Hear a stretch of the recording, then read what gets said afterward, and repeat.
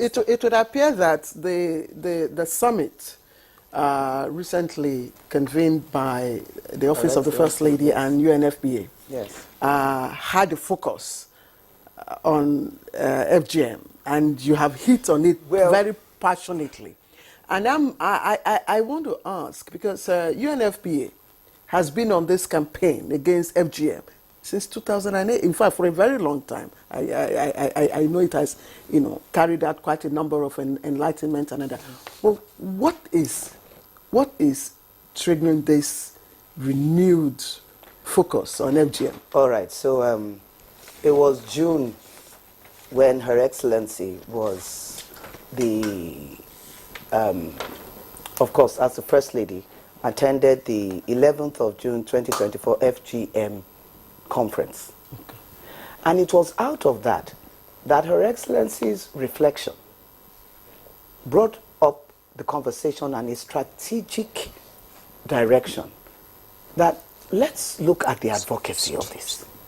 Why don't you, as UNFPA and my office, come up with this Gender and Social Norms Summit? Let's begin a conversation. You see, even though it's about FGM, it actually cuts across.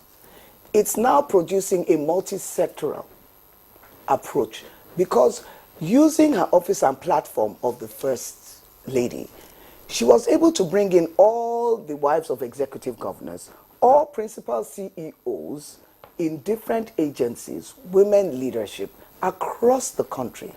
And because after the opening and the presentations that were made, we now had those technical interventions. We had 2 technical interventions that had to now take the discourse from identifying solutions and actions and also engaging communities to foster sustainable change. Now, working with the traditional rulers represented by His Royal Highness Emir Oshonga, Dr. Haliru Ahahia, and we had 2 amazing interfaith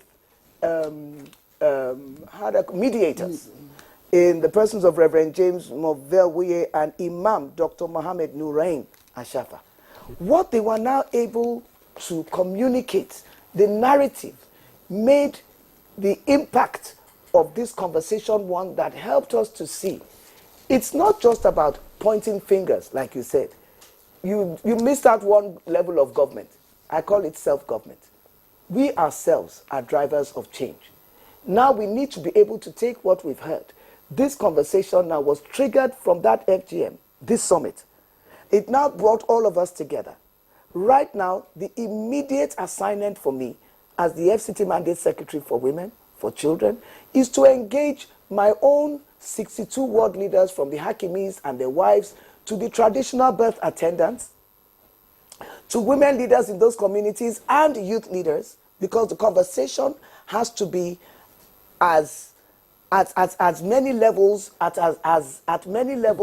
an intergenerational connection as we can get it.